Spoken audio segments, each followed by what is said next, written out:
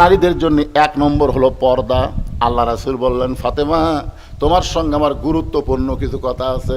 ফাতেমা বললেন, বাবা কি গুরুত্বপূর্ণ কথা? রাসূল বললেন, ফাতেমা কখনো কি তোমার মনে হয় যে তোমার বাবা বিশ্ব নবী বলে আল্লাহ তোমাকে জান্নাত দিবে? এই কথা কি কখনো মনে হয়? ফাতেমা বলতেছে, বাবা সব সময় আমার মনে হয় আমার বাবা বিশ্ব নবী, এই ওসিলায় আল্লাহ আমাকে জান্নাত দেবে। রাসূল বললেন, ফাতেমা বিশ্ব নবীর মেয়ে হওয়ার কারণে আল্লাহ তোমাকে জান্নাত দেবে না। জান্নাতে যদি যাওয়ার চাও জান্নাতের আমল করে তোমাকে জান্নাতে যেতে হবে। ফাতেমা বললেন, বাবা মেয়েদের জন্য জান্নাতের আমল কি? রাসূল বললেন, মাত্র 4টা আমল করা লাগবে। আমার মায়েরা যারা পর্দার অন্তরালে আর বাবারা যারা সামনে আছেন একটু গুরুত্ব দিয়ে শোনেন। 1 নম্বর নামাজ, 2 নম্বর রোজা, 3 নম্বর স্বামীর খেদমত করা। যখন স্বামী খেদমত চাবে তখন খেদমত করা লাগবে। আর 4 নম্বর হলো সতীত্বের হেফাজত, পর্দা করা। রাসূল বলেন, ফাতেমা 24 ঘন্টার মধ্যে 5 বার নামাজ পড়লে নামাজের হক আদায় হবে। 24 ঘন্টায় নামাজ পড়া লাগবে না। রমজান মাসে শুধু রমজান মাসে রোজা রাখলে রোজার হক আদায় হবে, সারা বছর রোজা রাখা লাগবে না। ও ফাতেমা, স্বামী যখন খেদমত চাবে তখন খালি স্বামীর খেদমত করবে, সবসময় খেদমত করা লাগবে না। কিন্তু সতীত্বের হেফাজত, পর্দা করা, এই পর্দা ফাতেমা 24 ঘন্টায় করা লাগবে। এক মুহূর্ত নারীরা পর্দা ছাড়া থাকতে পারবে? কথা জোরে কর না কেন? এক মুহূর্ত। সঙ্গে সঙ্গে ফাতেমার কাছে একটা ওড়না ছিল, এই ওড়নাটা মাথার উপরে দিয়া ফাতেমা বললেন, বাবা এই মুহূর্তে আমি পর্দার মধ্যে ঢুকে গেলাম, এই মুহূর্তে আমি পর্দার মধ্যে ঢুকে গেলাম। আল্লাহ রাসূল বললেন, আল্লাহ আমার মেয়ে পর্দার মধ্যে ঢুকে গেল, আল্লাহ তুমি তার পর্দাকে কবুল করে নাও। ফাতেমা বললেন, পর্দার মধ্যে ঢুকে গেলাম। রাসূল দোয়া করলেন, পর্দার মধ্যে ফাতেমা ঢুকে গেল। একদিন আল্লাহ রাসূলকে বলে, নবী গো আপনার ফাতেমার পর্দা দেখে আমি আল্লাহ এত খুশি হয়ে গেছি, আমি আপনার মেয়েকে ডিগ্রি দিলাম, আমি আপনার মেয়েকে ডিগ্রি দিলাম সাইয়্যিদাতুন নিসাই আহলিল জান্নাহ ফাতেমা তুজহুরা। আপনার ফাতেমা হবে জান্নাতি নারীদের নেত্রী। আপনার ফাতেমা হবে জান্নাতি নারীদের নেত্রী শুধুমাত্র এই পর্দার আমলের কারণে। জোরে কন্যা সুবহানাল্লাহ। রাসূল তো সেই খুশি। ফাতেমা ডাকতে বলেন, ফাতেমা আল্লাহ তোর পর্দা কবুল করছে রে, তোকে জান্নাতি নারীদের নেত্রী বানায় দিছে। ফাতেমা তো সে আনন্দ, আল্লাহ আমাকে জান্নাতি নারীদের নেত্রী বানালো। বাংলাদেশের নেত্রী না, জান্নাতি নারীদের নেত্রী। এই কথা বলে রাসূল যখন চলে যাচ্ছে খুব খুশি। এমন সময় আল্লাহ ডাকতে বলে, হাবিব খবর আর একটা আছে। রাসূল বললেন, আল্লাহ কি খবর? বলে, আপনার ফাতেমা জান্নাতি নারীদের নেত্রী হবে, কিন্তু আপনার ফাতেমার আগে একটা নারী জান্নাতে যাবে। যেই বলছে আপনার ফাতেমার আগে একটা নারী জান্নাতে যাবে, সঙ্গে সঙ্গে নবী বলেন, আল্লাহ আমার ফাতেমা পর্দার কারণে জান্নাতে নারীদের নেত্রী হলো, কিন্তু আমার ফাতেমার আগে যে মেয়েটা জান্নাতে যাবে ওই মেয়েটার আমল কি? আল্লাহ রাসূলকে আল্লাহ বললেন, ওই যে একটা বাড়ি দেখতেছেন? বলে হ্যাঁ। ওই বাড়ির সামনে একটা জঙ্গল দেখা যায়? বলে জি। ওই জঙ্গলের সামনে ছোট্ট একটা ঝুপড়ি ঘর, ওই ঘরটা হলো একটা কাঠুরিয়ার ঘর। ওই কাঠুরার বিবি জামিলাকে আমি আল্লাহ সবার আগে জান্নাত দিয়ে দিব। আমার মায়েরা যারা পর্দার অন্তরালে একটু চিন্তা করে দেখেন, জামিল এমন কি আমল করলো যে আমল করার কারণে সাইয়্যিদাতুন নিসায়ে ফাতেমাতে জান্নাতের নারীদের নেত্রী ফাতেমার আগে জামিলাকে জান্নাত দিবে। এটা মেয়ে মানুষের জন্য শোনার দরকার আছে না নাই? আমাদের মেয়েগুলো যদি ভালো হয় আমাদের দুনিয়ায় জান্নাত হবে, দুনিয়ায় জান্নাত। একদিন হোসেন রাদিয়াল্লাহ নবীর কাছে গিয়ে বলে, নানু ভাই আমি একটু আপনার কাছে যাবার চাই, আমি একটু আপনার কাছে যাবার চাই। আল্লাহ রাসূল বলেন, হোসেন এখন দরজা খোলা যাবে না, এখন আমি জান্নাতে আরাম করতেছি, জান্নাতে আরাম করতেছি। হোসেন বলে, আমার নানা ভাঙ্গা ঘরের মধ্যে কথা কয় আর নানা জান্নাতে আরাম করে, এটা কেমন জান্নাত রে? জান্নাত গে উকি বেড়া দেখে বিশ্ব নবী তার বিবির উরাতের উপরে মাথা দিয়ে শুয়ে আছে। হোসেন রাগ করে বললেন, না না আমার নানির উরাতের উপরে মাথা দিয়ে শুয়ে থাকলে জান্নাতে থাকা যায়? নবী বললেন, তুই ছোট্ট মানুষ, তুই বুঝবি না, তোর নানির মতন বউ যদি কেউ ঘরে পায় ওই ঘরটা দুনিয়াতে আল্লাহ জান্নাত বানায় দেয়। সুবহানাল্লাহ জোরে বলেন। একটু মনোযোগ দিয়ে শুনবেন। সূরা আসরের দুই নম্বর বিষয় ওয়া আমিলুস সালিহাত, আপনাদের সামনে আলোচনা করতেছি কোন আমলের কারণে জামিলা ফাতেমার আগে জান্নাতে যাবে।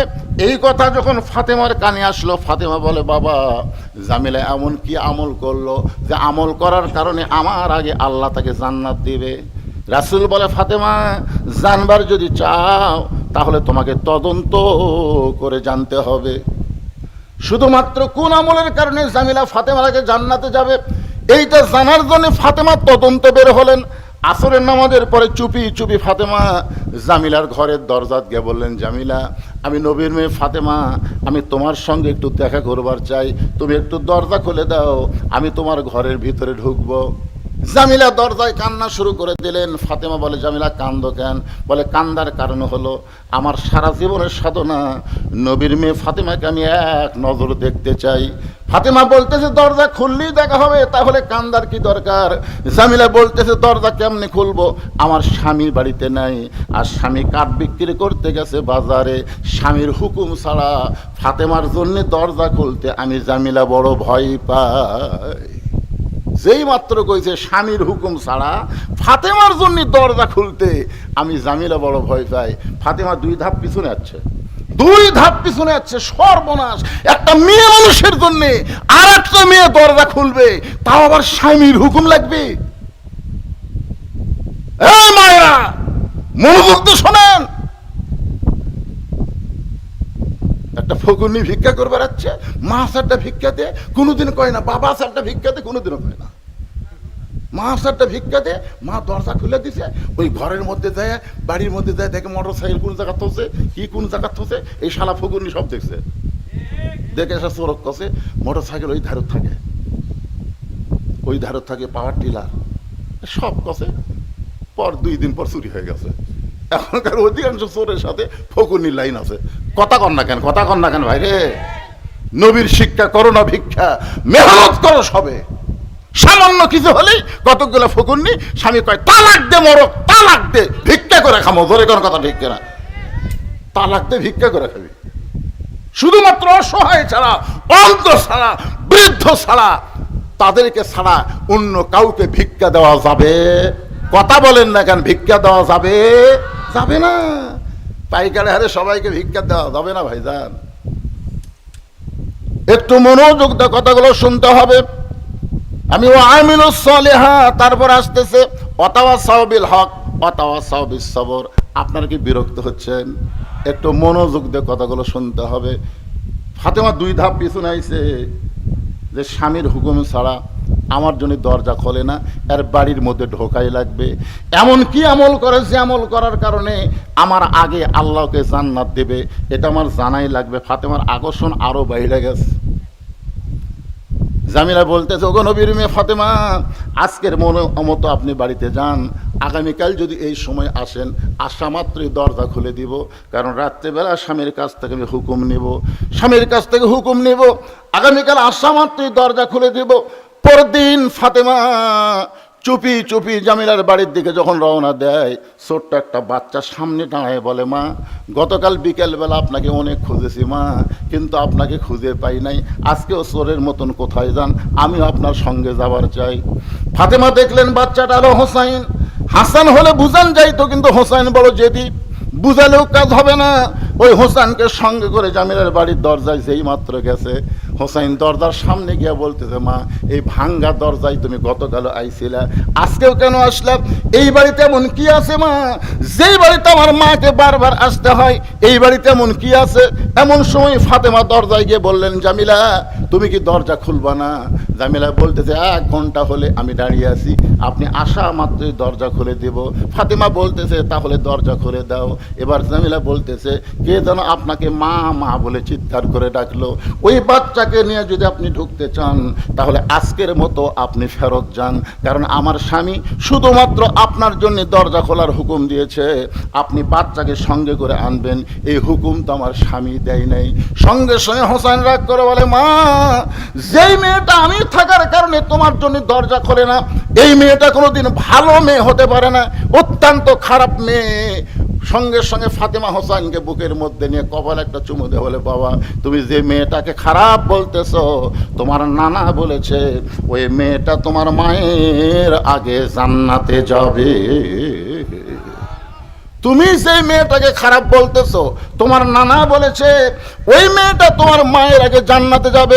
সঙ্গে সঙ্গে হোসাইন মায়ের হাত ধরে বলতেছে, মা তাহলে আসল জায়গায় চলো, এই নকল জায়গায় ঘুরে কোনো লাভ হবে না। ফাতেমা বলতেছে, আসল জায়গা কোনটা? হোসাইন বলে, তুমি চেনো না, আমি তোমাকে টেনে টেনে আসল জায়গায় নিয়ে যাব। আপনারা বলেন তো, গোটা পৃথিবীর মধ্যে আসল জায়গা কোনটা? গোটা পৃথিবীর মধ্যে আসল জায়গা কোনটা সেটা আপনারা বোঝেন নাই, কিন্তু বহু বছর আগে আব্দুল আলিম গানের মধ্যে বলে দিয়েছে, মনে বড় আশা ছিল আমি যাব মদিনায়। সবাই বলেন, মনে বড় আশা ছিল আমি যাব মদিনায়। আচ্ছা, এই গান গাইলে গুনাহ হবে? এই গান প্রথম কে গাইছিল? আব্দুল আলিম 69 সালের দিনাজপুরে। দিনাজপুরের সমস্ত আলেমেরা ফতোয়া দিছে, আব্দুল আলিম আপনি মূর্খ, আপনি মূর্খ দেখে এই গান এভাবে গাচ্ছেন। আব্দুল আলিম বলতেছে, আমার মধ্যে মূর্খামির কি দেখলে? সমস্ত আলেম বলতেছে, আব্দুল আলিম গানটা যদি গাবার চাও তাহলে এভাবে গাও, মনে বড় আশা ছিল যাব মক্কা মদিনায়। তুমি মক্কারে বাদ দিয়ে শুধু মদিনায় যাওয়ার চাও, যেই মক্কায় 1 রাকাত নামাজ পড়লে 1 লক্ষ রাকাত নামাজের সওয়াব, জোরে গান সুবহানাল্লাহ, সেই মক্কা বাদ দিয়ে তুমি মদিনায় যাওয়ার গান গাইতেছো। বরং তুমি বলো, মনে বড় আশা ছিল যাব মক্কা মদিনায়। আব্দুল আলিম তখন কোরআন থেকে, একটা শিল্পী হয়েও কোরআন বোঝে, কোরআন থেকে তেলাওয়াত করলেন, কুল ইন কুনতুম তুহিব্বুনাল্লাহ ফাত্তাবিউনি ইউহিব্বুকুমুল্লাহ ওয়া ইয়াগফির লাকুম যুনুবাকুম ওয়াল্লাহু গফুরুর রহিম। আব্দুল আলিম বলল, রে আলিমেরা শোনো, ওই মদিনার মানুষটাকে যদি হাত করতে পারো, ওই মদিনার মানুষটার সুন্নত যদি আমল করো, ওই মদিনার মানুষটার আদর্শ যদি গ্রহণ করো, তাহলে শুধু মক্কা নয়, মক্কার মালিক পর্যন্ত রাজি হয়ে যায়। শুধু মক্কা নয়, মক্কার মালিক পর্যন্ত রাজি হয়ে যায়। তাহলে আসল জায়গা কোনটা, মক্কা না মদিনা? সবাইকে বলা লাগবে কোনটা, আরো জোরে। আচ্ছা, আপনাকে যদি সরকার একটা টিকিট দেয়, বলতেছে 2টা টিকিট আছে, একটা মক্কা যাওয়ার টিকিট, যারা মক্কায় যাবি তারা মদিনায় যাওয়ার পারবি না, আর একটা টিকিট হলো যারা মদিনায় যাবি তারা মক্কা যাওয়া পারবি না। আপনারা কোন টিকিট কাটবেন?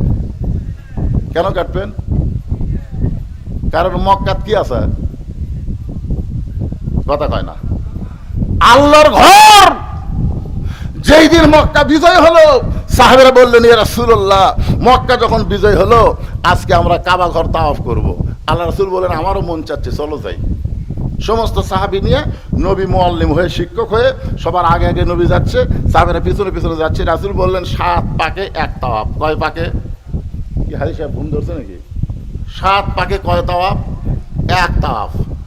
তো এখন 7 পাক না দিলে কিন্তু তাওয়াফ হবে না। তো আল্লাহ রাসূল 4 পাক দেওয়ার পরই ব্রেক করলেন। তো নবী যখন ব্রেক করলেন, সাহাবীরাও ব্রেক। সাহাবীরা বললেন, ইয়া রাসূলুল্লাহ, উমর ফারুক তো একটু সাহস বেশি, হুজুর 7 পাকে 1 তাওয়াফ দেওয়া, তা আপনি 4 পাকে থামলেন কেন? আল্লাহ রাসূল বললেন, আমরা যে কাবাকে তাওয়াফ করতেছি, সে কাবার ঘরের খবর কি? দরজা যখন আসে তাহলে খবর নেওয়ারও ব্যবস্থা আছে, জোরে করে আসে না, কথা কোনো আসে না নাই? তো সাহাবীরা বললেন, ঠিকই তো তাই। আল্লাহ রাসূল কাবা ঘরের দরজা খুলে দেখে 360টা মূর্তি। উমর ফারুক বললেন, সি সি, এতদিন মদিনা থেকে এই কাবার দিকে মুখ করে নামাজ পড়ছি, যে কাবার মধ্যে 360টা মূর্তি। আল্লাহ রাসূল বলে, উমর তুমি কি বলতে চাও? উমর বলতেছে, আল্লাহর ঘরের মধ্যে তারা মূর্তি ঢুকালো কেমনে? রাসূল বললেন, উমর, কাবার কোনো পাওয়ার নাই। মসজিদের ইমাম যদি এশার নামাজ পড়ে তালা না দিয়ে বাড়ি যায়, আর ফজর আযান দিবার আসে তাকে মাইক নাই, আপনার বলেন দোষ কার হবে? কথা কয় না, দোষ কার হবে? ঘর কার? তো আল্লাহর ঘর, আল্লাহ সাইজ করবি, মুয়াজ্জিনের উপর দায়িত্ব জ্ঞান। কাবার কোনো দাম নাই যদি কাবার আশেপাশে মুসলমান না থাকে, ধরে গান ঠিক কিনা? মসজিদের কোনো দাম থাকবে না যদি মসজিদে মুসল্লি না যায়। আমি আক্কেলপুর ওয়াজ করতে যাওয়ার সময় আসরের নামাজের সময় রাস্তার পাশে একটা মসজিদ, আসরের নামাজ পড়ার জন্য মসজিদে ঢুকলাম, গোটা মসজিদ টাইস করা, সেই টাইস 32x32, কিন্তু লোকদের দেখি ধুলে। আমি মুয়াজ্জিনকে বললাম, কে রে ভাই ধুলে কেন, ঝাড় দাও না। কয় হুজুর আজান দিয়ে আকামত দেয়, কেউ আসে না, তো খামাকা ঝাড় দিয়ে কি হবে। এই দেখেন আমি যেটি নামাজ পড়ি এটি পরিষ্কার, আমি নামাজ পড়ি গামছা দুই বাড়ি মারি আল্লাহু আকবার। তা আজকে আপনি যখন আসছেন আপনার জন্য পরিষ্কার করে দিচ্ছি হুজুর। আমি বলি, তাহলে ঝাড় দাও না। না হুজুর, শুধু জুম্মার দিন ঝাড় দিই, শুধু নামাজের দিন ঝাড় দিই। আমাদের এলাকার লোকেরা মনে করে জুম্মার দিন হলো নামাজের দিন। মনে আছে চাচার কথা, মনে আছে না ভুলে গেছে? সব মনে থুবা। আগামী সোমবার ভাস্তার বাড়ির চাচার দাওয়াত, একটা খেলা হবে। জোরে কোন কি হবে? একটা খেলা। শুধু জুম্মার নামাজ পড়ে, 5 ওয়াক্ত পড়ে না। একটু মনোযোগ দেন। হুসাইন মায়ের হাত ধরে টেনে টেনে নিয়ে আইছে আল্লাহর নবীর কাছে। আল্লাহর নবীর কাছে এসেছে, ফাতেমা জোড়হাত করে বলতেছে, বাবা আমার কোনো দোষ নাই, আমি প্রথম দিন গেছি স্বামীর হুকুম নাই দেখে জামিলা দরজা খোলে নাই, আমি দ্বিতীয় দিন গেছি এই হোসেন সঙ্গে থাকার কারণে দরজা খোলে নাই, আমি আরো 10 দিন যাব কোন আমলের কারণে, আমার আগে আল্লাহ জামিলাকে জান্নাত দিবে এটা আমি জানবই জানবো, কিন্তু এই হোসেন আমার সর্বনাশ করছে। হাত ধরে আপনার কাছে নিয়ে আইছে। সঙ্গে সঙ্গে হোসেন দৌড়ে গিয়ে নানার হাত ধরে বলে, নানা তোমার কাছে আমার প্রশ্ন হলো, তোমার মা বড় না আমার মা বড়? তুমি সত্যি করে বলো না, না তোমার মা বড় না আমার মা বড়? নবীর চোখে পানি আসে, কান্দার বলে, হোসাইন রে আমার মা আমিনা জান্নাত পাবে কি পাবে না তার কোনো গ্যারান্টি নাই, আর তোর মা ফাতেমাকে আল্লাহ জান্নাতি নারীদের নেত্রী বানাইছে। হোসাইন বলতেছে, যদি তুমি এটা জানতে তাহলে সাধারণ একটা কাঠুরার বইয়ের দরজায় আমার মাকে যাবার বলতা না। এটা যদি তুমি জানতে না, না আমার মাকে কাঠুরার বইয়ের দরজায় তুমি পাঠাইতা না। কোন আমলের কারণে? ওই কাঠুরার খারাপ বউ। জোরে কোন কি বউ? নবী কি বলেছে? ফাতেমা তোর আগে জান্নাত যাবে। আর হোসেন বলতেছে, ওই খারাপ বউ কোন আমলের কারণে আমার মায়ের আগে জান্নাতে যাবে, এটা না বলা পর্যন্ত আমি তোমার হাত ছাড়তেছি না। এই বলে হাত ইঙ্গা জোরে চাপা ধরছে, বুঝলেন? এমন জোরে ধরছে। নবী ডাকতে বলে, আলী রে। আলী দৌড়ে এসে বলে, লব্বাইক ইয়া রাসূলুল্লাহ। রাসূল বলে, আলী তোর বেটা হোসেন যে হারে আমার হাত চাপায় ধরছে। আলী বলতে, হোসেন নানার হাত ছেড়ে দাও, নানার হাত ছেড়ে দাও, তোমার নানা তোমার নানা হলো বিশ্ব নবী, হাত ছেড়ে দাও। হোসেন বলতেছে, বাবা কি কি অকাম করছে জানেন? আলী বলতেছে, কি করছে? বলে, আমার মাকে কাঠুরের বউয়ের দরজা পাঠিয়ে দিচ্ছে, আমার মায়ের আগে নাকি কাঠুরের বউ জান্নাতে যাবি। আলী বলতেছে, তাহলে জোরে হাত ধর। তো নবী বলতেছে, কেন জোরে হাত ধরবে কেন? জোরেই তো ধরা লাগবে।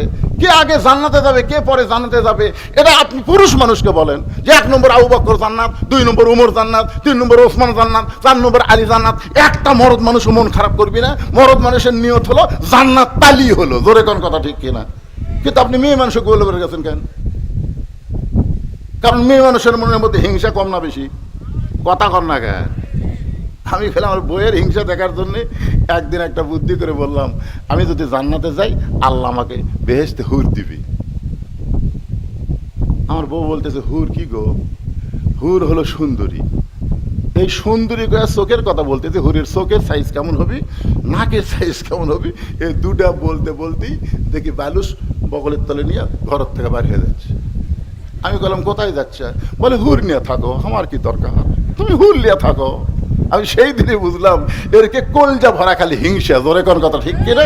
এরা বেহেশতের হুরকেও সতীন মনে করে। খবরদার কোনোদিন যেন বইয়ের কাছে হুরের গল্প করেন না, আপনি কিন্তু ভাত পাবেন না। আমি সেই দিন থেকে তওবা করছি, আল্লাহ যতদিন আর বেঁচে থাকবো আমি আর হুরের ওয়াজই করবো না। কারণ হুরের ওয়াজ করলে মেয়ে মানুষেরা মন খারাপ করে। আমরা স্বামীকে এত এত যত্ন করি, এত ভালোবাসি, আর এই স্বামী হুর পেয়ে যদি আমাকে ভুলে যায়। আমি আজকে বলতেছি, মা যদি আপনি জান্নাতি নারী হন তাহলে আপনাকে হুরদের নেত্রী বানায় দিবে। জোরে কর সুবহানাল্লাহ। কারণ আল্লাহ কোরআনে বলেছেন লাকাদ খালাকনাল ইনসানা ফি আহসানি তাকবীম, মানুষকে আমি সর্বোত্তম আকৃতি দিয়ে সৃষ্টি করেছি। হুর কিন্তু মানুষ না, আপনার বউ হলো মানুষ। জোরে কোন কথা ঠিক কিনা? জান্নাতের মধ্যে যখন আপনার বউ যাবে তখন হুরের চাইতো কোটি কোটি গুণ সুন্দরী আল্লাহ বানায় দিবে। জোরে কোন সুবহানাল্লাহ। আচ্ছা, আপনারা মনে হয় বেজার হচ্ছেন, সুবহানাল্লাহটা কওয়া যাবে না? আল্লাহ রাসূল বলেন আলী নিষেধ করেছিলাম, কিন্তু আজকে বলার হুকুম দিয়ে দিলাম। কোন আমলের কারণে? ওই কাঠুরেরও জামিলা ফাতেমার আগে জান্নাতে যাবে, এইটা আমি তোমাকে নিষেধ করেছিলাম, আজকে বলার হুকুম দিয়ে দিলাম। আলী বলতেছে হুজুর আপনি কিন্তু নিষেধ করেছিলেন। রাসূল বলতেছে আনা মাদিনাতুল ইলমে ও আলী ও বাবুহা, আমি হচ্ছে এলেমের শহর আর তুমি হচ্ছে তার দরওয়াজা। এবার হযরত আলী বলতেছে ফাতেমা কোন আমলের কারণে জামিলা তোমার আগে জান্নাতে যাবে, তুমি কি শুনবার চাও? ফাতেমা বলতেছে শুনবার চাই মানে আমাকে জানতেই হবে। আলী বলতেছেন তাহলে ধৈর্য ধারণ করো, একজন মেয়ের প্রশংসা আর একজন মেয়ের কাছে করা বড় কঠিন। আলী বলতেছে ইয়া রাসূলুল্লাহ কে ওন্না কিনেছে আমি জানি না। রাসূল বলতেছেন আলী রে, পর্দানিশী নারীকে আল্লাহ এত ভালোবাসে, পর্দানিশী নারীকে আল্লাহ অত্যন্ত ভালোবাসে। আমার মায়েরা শোনেন, পর্দানিশী নারীকে আল্লাহ এত ভালোবাসে আলী। আমার ফাতেমা পর্দানিশী, সেই ফাতেমার অন্য দুনিয়ার কোনো মানুষ কিনুক, এটা আল্লাহ চায়নি, এটা আল্লাহ পছন্দ করেনি বলে একজন ফেরেশতাকে খরিদ্দার বানায়া মানুষরূপী তোমার কাছে পাঠায় দিছে। ওই ওন্নাটা 6টা দিরহাম দিয়ে কিনে আল্লাহ তাআলা জান্নাতের মধ্যে রাইখা দিয়েছে। আলী যেই ফকির তোমার কাছে ভিক্ষা চাইলো, সেই ফকির হলো ওই ফেরেশতাই যে তোমার কাছ থেকে ওন্না খরচ করে নিয়ে গেল। ওই ফেরেশতাকে আল্লাহ বলল ও ফেরেশতা মানুষের রূপে যাও, আলীর কাছে ফকির হও, যে 6টা দিরহাম দিছি ওই 6টা দিরহাম ফেরত নিয়ে আসো। ফেরেশতা বলে আল্লাহ হাসান হোসেন না খায় ঘুম পাড়তেছে, মায়ের ওন্না বিক্রি করে বাবা খাবার কিনতেছে, এমন সময় কেন পাঠাইতেছেন? আল্লাহ বলেন লিয়াবলুয়াকুম আইয়ুকুম আহসানু আমালা, রে ফেরেশতা তোদেরকে না মানুষকে আমি উত্তম আমলের পরীক্ষা করব। আজকে আলীর কাছে তার সন্তানের দাম বেশি না আমি আল্লাহর কোরআনের দাম বেশি, এই পরীক্ষা হবে। নই বলে আলী রে ওই ফেরেশতা ফকির সাইজা তোমার কাছ থেকে 6টা দিরহাম নিয়ে গেছে, আর আল্লাহর কোরআন তোমাকে বলতেছে একটা দিরহাম দিলে তোমাকে 10টা দিরহাম দেওয়া হবে।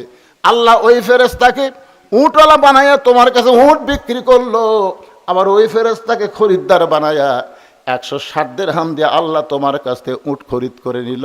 এই খরিদ করার পরে 100 দিরহাম উটওয়ালারে দিয়া যেই 60টা দিরহাম তুমি পাইলা 2 বস্তা খাবার নিলা। ফাতেমা বলতেছে আপনি যে ওয়াজ আমাকে বসে থেকে শুনাইলেন, কাটুরের বউ জামিলা আমার আগে জান্নাতে কেমনে যাবে, এ ওয়াজটা তো আমি এখনো পর্যন্ত শুনতে পাইলাম না।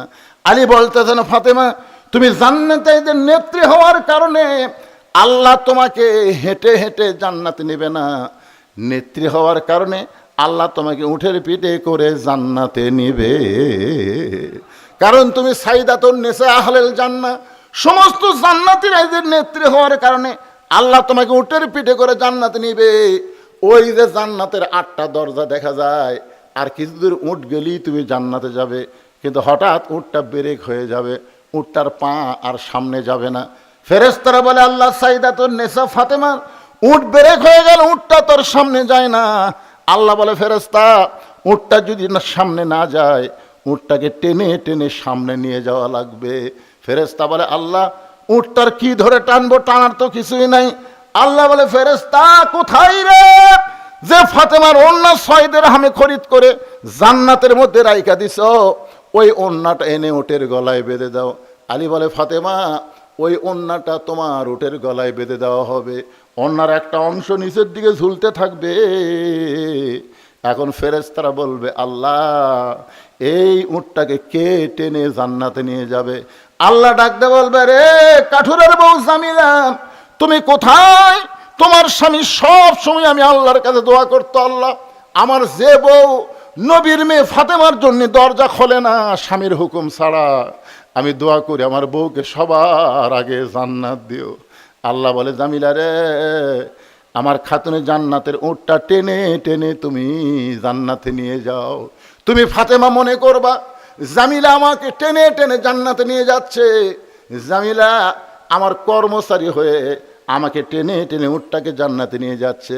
কিন্তু আল্লাহর হিকমত হলো উটের পিঠ থেকে তোমার পা জান্নাতে দেওয়ার আগে ওই কাঠুরার বইয়ের পা জান্নাতে আগে যাবে।